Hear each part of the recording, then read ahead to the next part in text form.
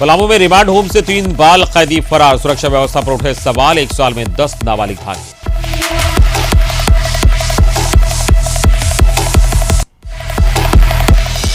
लातेहार में जेजेएमपी का area commander समेत 3 उग्रवादी गिरफ्तार। निशानदेही पर हथियार बरामद।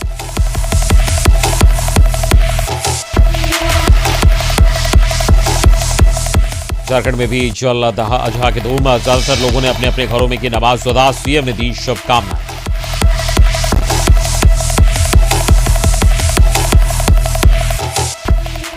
और झारखंड में बदला मौसम का मिजाज। 21 जुलाई से लेकर 24 जुलाई तक बारिश और वज्रपात की संभावना।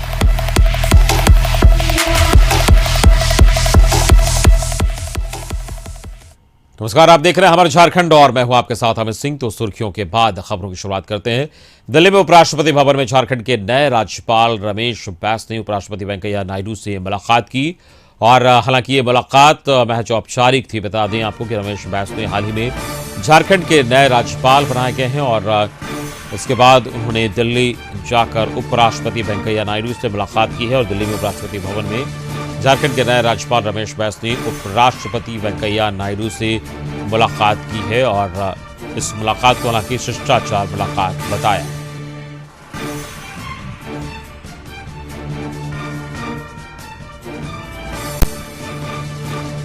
तो दिल्ली में उपराष्ट्रपति भवन में झारखंड के राज्यपाल रमेश बैस ने उपराष्ट्रपति वेंकैया नायडू से मुलाकात की। हालांकि इस मुलाकात को उन्होंने औपचारिक बताया है। आपको बता दें कि रमेश बैस हाल ही में झारखंड के नए राज्यपाल बनाए गए हैं।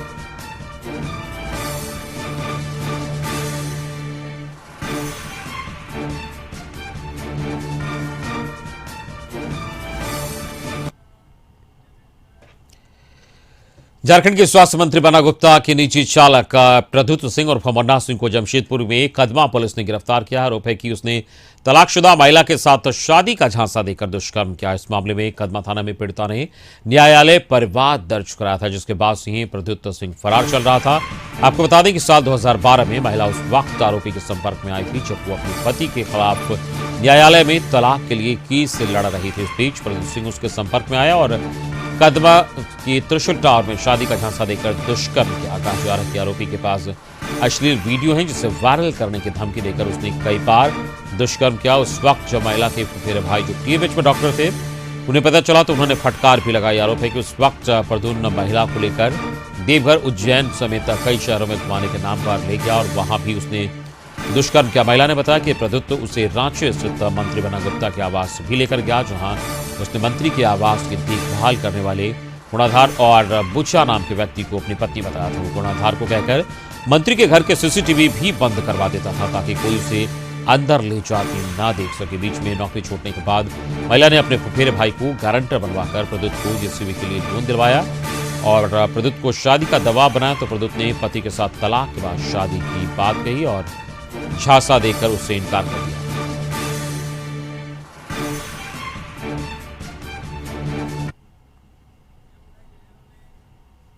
प्रद्युत कुमार सिंह उर्फ मुन्ना सिंह के विरुद्ध 14/6/2021 को न्यायालय वाद के आधार पर कदमा थाना कांड संख्या 95/2021 यौन शोषण की धाराओं में और अनुसूचित जाति जनजाति अत्याचार निवारण अधिनियम की धाराओं में प्राथमिकी दर्ज की गई थी, जो मामला अनुसंधान अंतर्गत है। अनुसंधान के क्रम में आए तथ्यों और साक्ष्यों के आधार पर उनके विरुद्ध लगाए गए सभी आरोपों को सत्य पाया गया। तदुपरांत उनकी गिरफ्तारी का आदेश निर्गत था और उसके आलोक में आज प्रातः उनकी गिरफ्तारी सुनिश्चित की गई। पलामू रिमांड होम से संप्रेषण गृह से 3 नाबालिग फरार हो गए हैं। ये तीनों नाबालिग हत्या, दुष्कर्म जैसे कई मामलों की आरोपी हैं। जानकारी के अनुसार तीनों रिमांड होम की खिड़की को काटकर भागे हैं। बुधवार की सुबह गिनती के दौरान ये पता चला कि तीनों नाबालिग फरार हैं।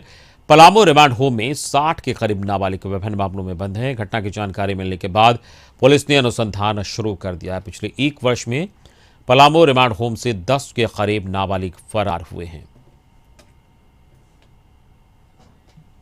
सामने ही है, 3 बच्चे भागने की सूचना प्राप्त हुई है। जैसे कि आकर देखे तो इसमें जंगला का ग्रिल 2 पीस ग्रिल को काट कर उससे बाहर निकला है और जो चारदीवारी के साथ जो नाली बना हुआ है, नाली को भी थोड़ा ईंटा वगैरह निकाल कर थोड़ा सा बड़ा कर निकलने लायक बनाकर उसी से निकला है लोग। मेरा वाच टावर जो सामने है उससे पीछे का व्यू नहीं मिल रहा है, इसलिए निगाह नहीं रखा जा सका, लेकिन सीसीटीवी में सब आ गया है सामने। और पीछे एक वाच टावर को फंक्शनल करने की आवश्यकता है जिससे चारों बगल निगाह रखा जा सके। और पीछे से जिस साइड से भागा है उस साइड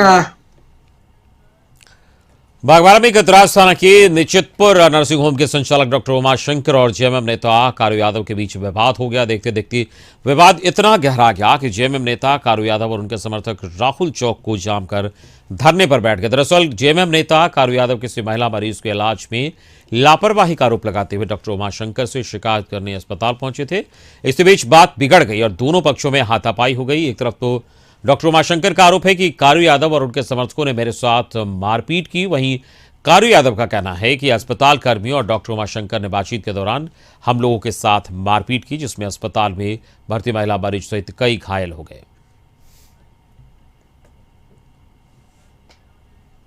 कुड़ी को भी मारने लगा, मार के पूरा दम नलिया में झटा पकड़ के सुता दे पूरा ऊपर घोसे। अगर बेटियों को ऐसे से छू गए तो अगर बेटियों को रेड में टिप दे के पूरा ऐसे फिर तब वो अंडरे अंडरे जाके से पूरा कर करे पूरा छोड़ा दिया। हमें ये सूचना मिली है कि में उमाशंकर जी का हॉस्पिटल है, वहाँ पे दो पक्ष, एक तो पेशेंट पार्टी और दूसरा हॉस्पिटल के कर्मचारी के बीच में मारपीट की घटना हुई है। उसी के विरोध में सड़क जाम किया गया था।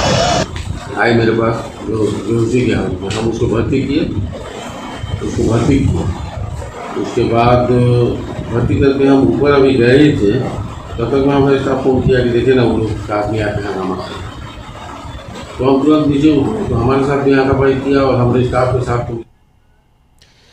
रांची के महेंद्र सिंह भवन में झारखंड प्रदेश विद्यालय रसोईया संघ की राज्य स्तरीय बैठक हुई। बैठक में मानदेय को लेकर चर्चा हुई। संघ के लोगों ने बताया कि राज्य में 80,000 महिलाएं रसोईया हैं, जिन्हें कोरोना काल में झारखंड सरकार ने नजरअंदाज किया है। इन महिलाओं को कोई मानदेय नहीं मिलता है और कभी कभी स्कूलों में साफ सफाई के लिए बुलाया जाता है। अगर ये साफ सफाई के लिए नहीं जाती हैं तो वहां के अध्यापकों की तरफ से डराया जाता है।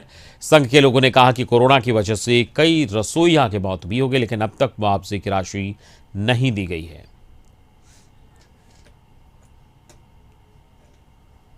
80,000 रसोईया हैं जो एकदम महिलाएं, इनको सरकार एकदम नज़रअंदाज करके रखी है। कोरोना महामारी के दौर में तमाम विद्यालय बंद हैं झारखंड सहित पूरे देश में। इसको लेके न इन लोगों को मानदेय मिल रहा है। अब बीच बीच में इन लोगों को स्कूल में बुलाया जाता है साफ सफाई के लिए, उसके लिए भी इन लोगों से कोई मेहनताना नहीं है, न सैनिटाइजर है न मास्क है। मतलब कोरोना से बचने के लिए इनके लिए पास इनको कोई उपकरण नहीं दिया जाता है। उसके बावजूद भी ये लोग काम कर रही हैं और यदि काम नहीं करती हैं तो वहाँ के मास्टर के द्वारा इन लोगों को धमकी दिया जाता है कि काम आप नहीं कीजिएगा तो हम हटा दें।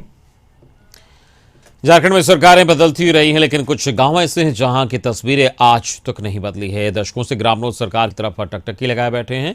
दरअसल हजारीबाग स्थित मुख्यालय से करीब 45 किलोमीटर दूर बड़कागांव प्रखंड के आंगू पंचायत में गांव है पचंडा, जो हारो नदी के किनारे बसा है। देश को आजाद हुए 74 साल बीत गया, लेकिन आज तक इस नदी पर पुल का निर्माण नहीं हो पाया है। नदी पर पुल नहीं होने की वजह से बरसात के मौसम में इस गांव का संपर्क प्रखंड मुख्यालय से पूरी तरह कट जाता है और गांव में 100 से अधिक घरों में संथाली परिवार रहते हैं, जिनके लिए पुल अब एक सपना है। बरसात में नदी का जलस्तर बढ़ जाता है और उस नदी में जान जोखिम में डालकर लोग पुल पार करते हैं। ग्रामीण बताते हैं कि जब बारिश के दिनों पर नदी उफान पर होती है, उस दरमियान किसी की तबीयत बिगड़ जाए तो उसे टोकरी में डालकर या कपड़े में बांधकर नदी पार कराना पड़ता है। और जब बढ़ जाता है पानी नदी में तो एक छाती तक हम लोग पार हो जाते हैं। पुल बनाने बोले अभी तक पुल नहीं बना है। नहीं बना। इतना पानी खाती में ये दौरी में उठा करके हम लोग को रात हो चाहे दिन हो पार करवाते हैं, अपना जान जोखिम में डाल करके, लेकिन फिर भी आज तक किसी को मृत्यु नहीं होने दिए हैं। रास्ता नहीं था आने जाने का। अब ये 3 साल से हम लोगों ने ये रास्ता भी बनाया अपने हाथों से, कूड़ी गैता से ग्रामीण मिलकर हम सब ने ये काट कर बनाया है। और ये यहाँ पे जो वर्षा पानी का ये नाला बहती है उसमें हम लोगों ने लकड़ी का पुल का निर्माण कराया। बात सिर्फ हजारीबाग के एक गांव की नहीं है। गढ़वा बेल चंपा पंचायत का अखहड़वा टोला की स्थिति भी हजारीबाग की तरह है। सन 1995 में तत्कालीन बिहार सरकार ने इस गांव को बसाया था। 50 परिवारों को एक एक एकड़ भूमि विस्थापित होने के बाद मिली थी। तब से लेकर आज तक ये गांव बुनियादी सुविधाओं से मरहूम है। गांव के पास अदरा नदी बहती है। बारिश के दिनों में जब अदरा उफान में आती है तो मुख्यालय से गांव की 400 की आबादी का संपर्क कट जाता है। कई बार गांव के लोगों ने जिला प्रशासन और नेताओं से पुल बनाने की मांग की, लेकिन आज तक किसी ने ध्यान नहीं दिया। अब बारिश के मौसम में सैकड़ों ग्रामीण परेशान हैं। गांव में मीडिया कर्मियों को देख ग्रामीणों ने राहत की सांस ली है। ग्रामीणों ने बताया कि मीडिया में खबर चलने के बाद शायद नेताओं की नींद खुल जाए। इस गांव के बच्चों के लिए स्कूल तो बना है, लेकिन कॉलेज जाने के लिए जिला मुख्यालय जाना पड़ता है। पुल नहीं होने से गाँव के छात्र कॉलेज तक नहीं पहुंच पाते हैं। इन सबके बीच मीडिया कर्मियों के जरिए जैसे ही उप विकास आयुक्त को मामले की जानकारी हुई तो उन्होंने संज्ञान लेते हुए कार्यपालक अभियंता को 24 घंटे के अंदर पुल और सड़क बनाने के पहले निरीक्षण कर रिपोर्ट करने का पत्र जारी कर दिया।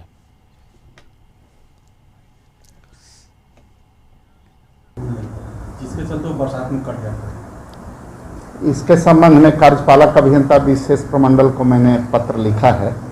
जानकारी हमको जैसे ही मिली तो मैंने उनको निर्देशित किया है कि जा कर के वो स्थल का जांच करें, ग्रामीणों से बात करें कि पथ निर्माण की दूरी क्या है, पुलिया कितना स्पैन का वहाँ बनेगा, और एक प्रतिवेदन समर्पित करें ताकि हम लोग उपायुक्त महोदय को अवगत करा करके वहाँ अग्रेतर कार्रवाई सुनिश्चित करें। देवघर में लगातार दूसरे साल भी श्रावणी मेला का आयोजन स्थगित कर दिया गया है। ऐसे में इससे जनजीवन बुरी तरह से प्रभावित हो गया है। खासतौर पर मंदिर के संबंधित व्यवसाय बुरी तरीके से प्रभावित हुए हैं। सामान्य दिनों में श्रावणी मेला के दौरान मेले का कुल कारोबार 1 अरब से ज्यादा का होता है, जिसमें मुख्य रूप से पेड़ा प्रसाद और प्रसाद से संबंधित चीजें और बर्तन शामिल थे। ऐसे में अब यह कारोबार पूरी तरह से ठप हो गया है। इसमें सबसे ज्यादा प्रभावित पेड़ा व्यवसायी है और पुरोहित हुए हैं। देवघर बाबा मंदिर के पुरोहित सबसे ज्यादा प्रभावित हैं, लेकिन खुले जुबान से कुछ नहीं बोल रहे। वहीं दूसरी ओर व्यवसाय अपनी वेदना छिपा नहीं पा रहे। लगातार विरोध प्रदर्शन का दौर भी जारी है। खुदरा व्यापारी लगातार प्रदर्शन कर रहे हैं। वहीं पेड़ा व्यवसायी का कहना है कि लगातार दूसरे साल भी श्रावणी मेला स्थगित होने से व्यवसाय पूरी तरह से बर्बाद हो गया है। अभी गंभीर हो गई है, माली स्थिति इतनी गंभीर हो गई है कि हम लोग दाने दाने के लिए मोहताज हो गए। मेला नहीं लग रहा है, हम लोग 2 साल से, इसीलिए हम लोग को परेशानी नहीं लगा। हम लोग तो मंदिर पे ही आश्रित है और जब तक मंदिर नहीं खुलेगा तो परदेशी नहीं आएगा। यात्री या परदेशी आता है तो पेड़ा ले जाता है प्रसाद के रूप में। हम लोग का व्यवसाय पूरे तरह से चौपट हो गया। पूजा करने के लिए आए हैं, 20-25 आदमी हम लोग हैं। अच्छा, मंदिर तो बंद है, फिर भी बाबा पर आस्था है, इसलिए बाबा का दर्शन करने के लिए आए। और इसी के साथ वक्त तो चला छोटे से ब्रेक का। खबरें और भी आप देखते रहिए हमारे झारखंड। ब्रेक के बाद खबरों में आगे बढ़ते हैं। लातेहार से खबर है, जहां महुआ टाड़ पुलिस ने प्रतिबंधित उग्रवादी संगठन JJMP के एरिया कमांडर नसीम अंसारी समेत 2 उग्रवादियों को गिरफ्तार किया है। गिरफ्तार उग्रवादियों में नसीम अंसारी जो संगठन का एरिया कमांडर है और दूसरा दस्ता सदस्य राम प्रसाद लोहरा शामिल है। SDPO राकेश कुजूर ने बताया कि गिरफ्तार नक्सलियों की निशानदेही से एक पिस्टल, 7.65 mm की 7 गोली, पिट्ठू, वर्दी और अन्य सामान बरामद किए गए हैं। राकेश कुजूर ने कहा कि अगवा सविता कुमारी को भी सकुशल बरामद कर लिया गया है। नसीम पर महुआ टाड़ के अलावे बारिसाड़ और नेत्रहाट में दर्जनों मामले दर्ज हैं, जिसको लेकर पुलिस लगातार संभावित ठिकानों पर छापेमारी अभियान चला रही है। वहीं दस्ता सदस्य राम प्रसाद लोहरा को भी लंबे समय से पुलिस तलाश रही थी। एरिया कमांडर जो है JJMP जो प्रतिबंधित संगठन है का वो एरिया कमांडर था, और उस क्षेत्र में जो है कि आपको मोहडार क्षेत्र में, आपको गारू मोहडार नेत्रहाट क्षेत्र में एक दहशत था। इसका लेवी देता था।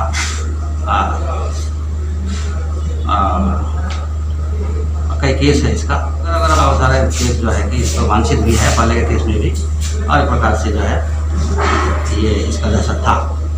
और इसी पर इसको जो है कि गिरफ्तारी के लिए हम लोग प्रयास कर रहे थे। बोकारो के 4 निगम क्षेत्र में साफ सफाई नहीं होने से लोग परेशान हैं। शहर के सबसे रिहायशी इलाका भलोटिया गली में कचरे का अंबार महीनों से लगा हुआ है, बावजूद इसके अधिकारी इस पर ध्यान नहीं दे रहे हैं। इतना ही नहीं, यहां हर समय पशुओं का जमावड़ा लगा रहता है। निगम की तरफ से क्षेत्र में बने टॉयलेट में भी गंदगी है, लिहाजा लोग खुले में शौच करने के लिए मजबूर हैं। बागबारा में हरिहरपुर थाना के खरिया गांव में विवाहिता की आग से जलकर मौत हो गई। वाकई वालों ने ससुराल वालों पर दहेज के लिए हत्या का आरोप लगाया है। मोहताब बोर्ड के कांड्रा गांव निवासी विष्णु महतो ने बताया कि उसने अपनी 21 वर्षीय पुत्री काजल की शादी हिंदू रीति रिवाज के साथ खोरिया निवासी आनंद साव के पुत्र प्रकाश साव के साथ 2 मई 2021 को की थी, जिसमें 2 लाख रुपए नकद और 1 लाख रुपए का जीवर दिया गया था। शादी के 10-15-20 दिनों तक का सब कुछ ठीक था, लेकिन बाद में प्रति प्रकाश साव और पैसों की मांग पर बेटी को प्रताड़ित करने लगा।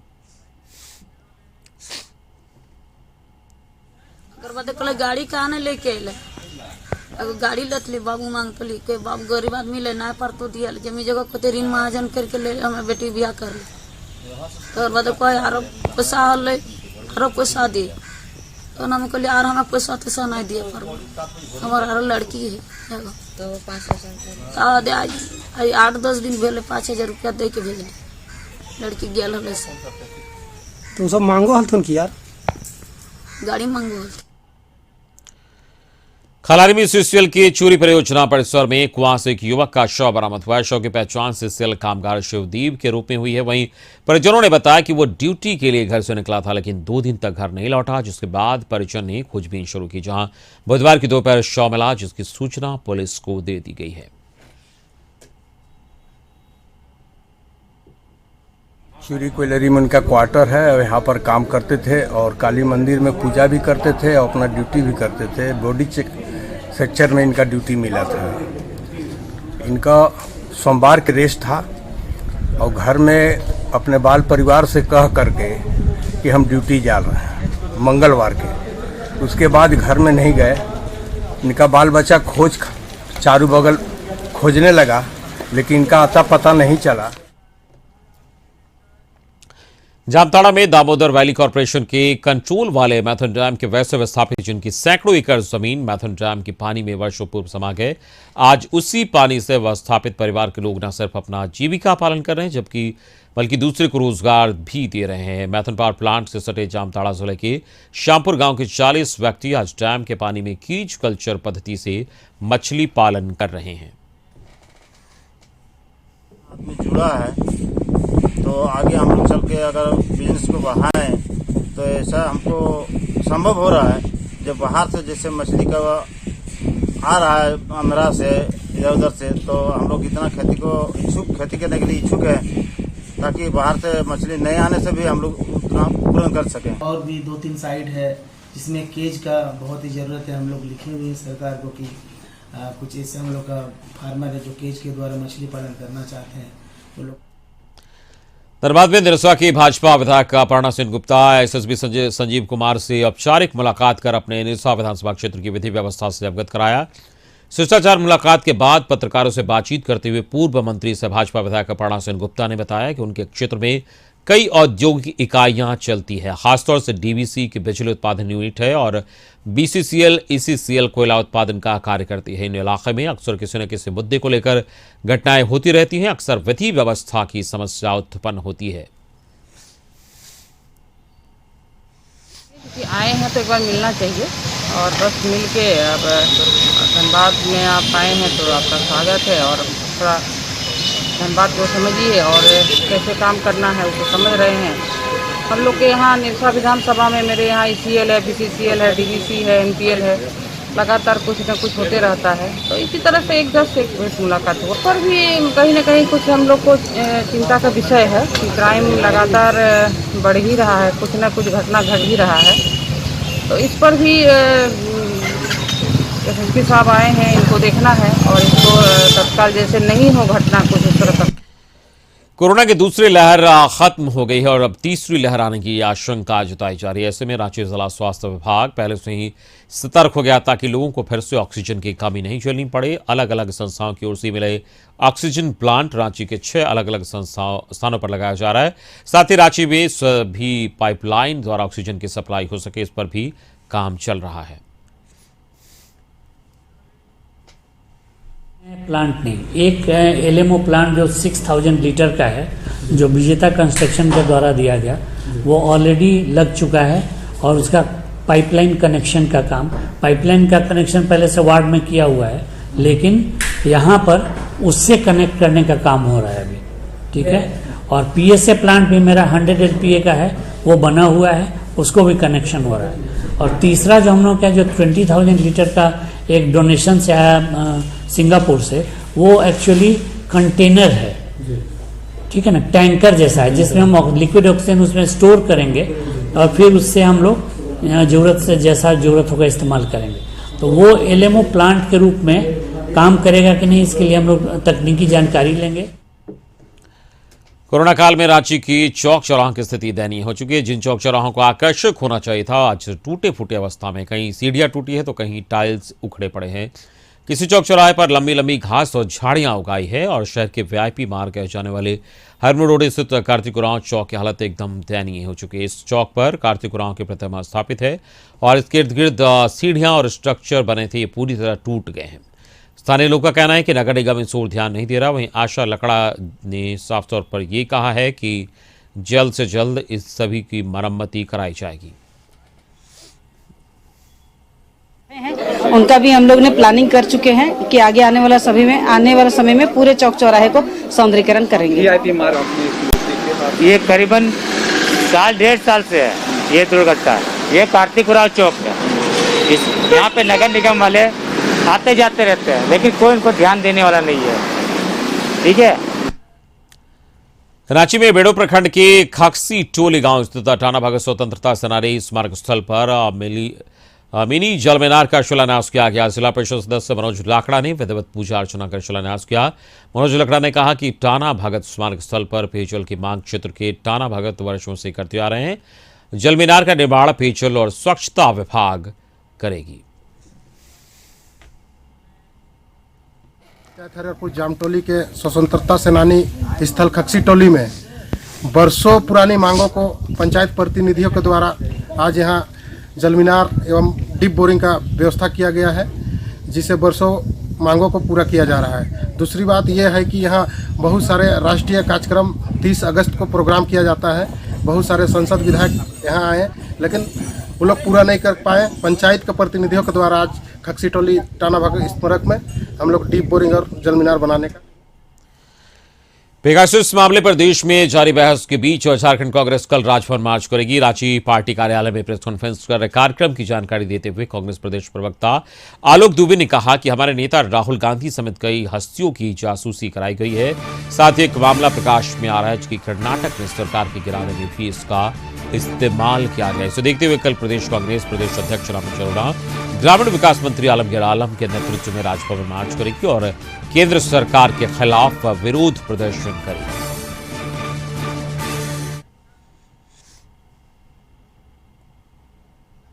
इस्तेमाल कर केंद्र की सरकार ने राहुल गांधी समेत देश के कई जाने माने हस्तियों की जासूसी की है।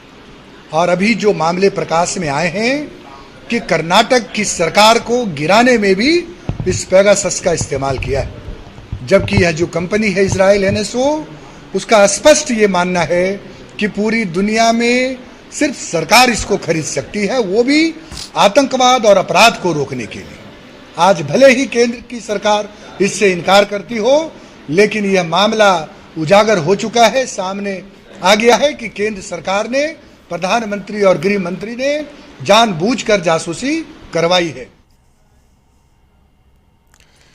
धनबाद में तोपचांची के गणेशपुर गांव में पहुंचे 22 की संख्या में जंगली हाथियों ने फसलों को बर्बाद कर दिया। ग्रामीणों के घरों को भी हाथियों ने नुकसान पहुंचाया है, जिससे गांव में दहशत है। ग्रामीणों ने बताया कि रात को जब हम लोग सो रहे थे तभी अचानक हाथियों का झुंडा पहुंचा। दहाड़ सुनकर लोग बाहर आए और काफी मुश्किलों का सामना करते हुए हाथियों को खदेड़ा है।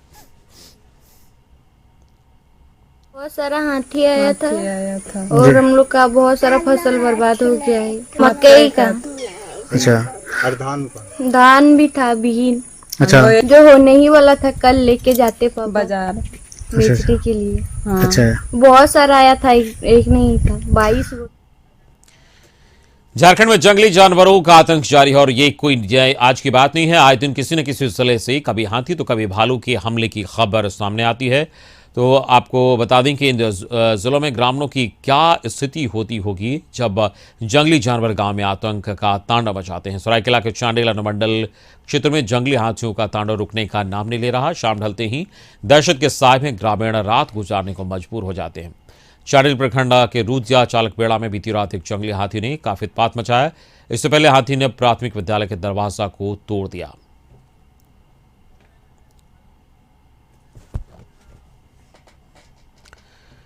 उधर सिमडेगा जिले के कोलेबेरा में जंगली भालू का आतंक बढ़ गया है। आए दिन भालू ग्रामीणों को निशाना बना रहे हैं। इस बुधवार की सुबह भालू के हमले से एक वृद्ध गंभीर रूप से घायल हो गया। प्राप्त जानकारी के अनुसार कोलेबेरा मुख्यालय से करीब 2 किलोमीटर फिरंगी टार निवासी धर्मा सिंह अपने बेटे समीर सिंह के घर गया था। इस दौरान कुसुम बांध नौलखा पुल के पास भालू ने अचानक हमला बोल दिया, जिससे धर्म सिंह गंभीर रूप से घायल हो गए।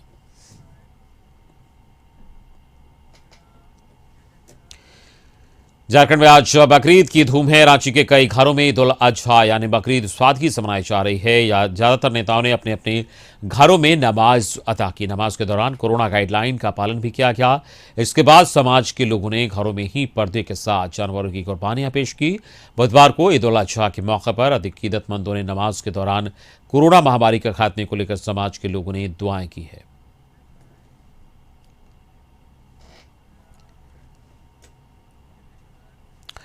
लोहरदगा के शहरी और क्षेत्रों प्रखंड में ईद उल अजहा का त्योहार शांतिपूर्ण और सौहार्द के साथ मनाया जा रहा है। शहरी क्षेत्रों में मुस्लिम समुदाय के लोगों ने बड़ी मस्जिद बिलाल मस्जिद ईदगाह मस्जिद में सुबह 8 बजे नमाज अदा कर एक दूसरे से गले मिलकर इसकी मुबारकबाद दी। कोरोना संक्रमण काल को लेकर मस्जिद में नमाज 5-5 की संख्या में ही अदा की जा रही है।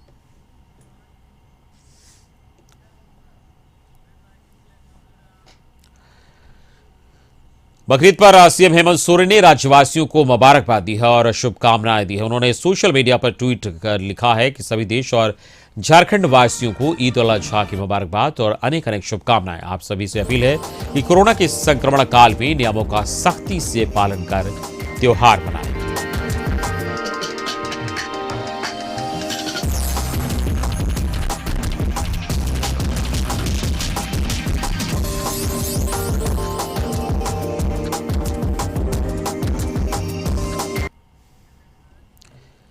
झारखंड में एक बार फिर मौसम का मिजाज बदल सकता है। मौसम विभाग के वैज्ञानिकों ने कहा है कि बंगाल की खाड़ी में बने निम्न दबाव का क्षेत्र के कारण 21 और 22 जुलाई को राज्य के सभी जिलों में बारिश हो सकती है। रांची मौसम विज्ञान केंद्र के पूर्वानुमान के अनुसार 21 और 22 जुलाई के साथ साथ 23 और 24 जुलाई को भी झारखंड में कहीं कहीं हल्की से मध्यम बारिश होगी। रांची मौसम विज्ञान केंद्र ने चेतावनी जारी करते हुए बताया कि राज्य के उत्तर पूर्वी मध्य और दक्षिण पूर्वी भागों में 21 जुलाई को भारी बारिश हो सकती है।